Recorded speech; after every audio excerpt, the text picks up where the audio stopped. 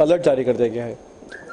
अब रुक करते हैं हिमाचल का। हिमाचल में मौसम यहाँ पर फिर से करवट लेता हुआ दिखाई दे रहा है। कुछ दिन तक भारी बारिश जो है हिमाचल में नहीं हुई थी, लेकिन अब फिर से मौसम जो है वो यहाँ पर करवट लेता दिखाई दे रहा है और बारिश यहाँ पर होने वाली है और रात से ही बूंदाबांदी जो है वो शुरू हो चुकी है। हिमाचल प्रदेश के लोगों को अभी बारिश से निजात नहीं मिलेगी। कल से फिर मौसम के तेवर बदलेंगे और इससे कई जगह बारिश की संभावना है। कल रात से जिला कांगड़ा के अधिकतर इलाकों में बारिश की फुहार पड़ी और इससे लोगों को गर्मी से राहत भी मिली है।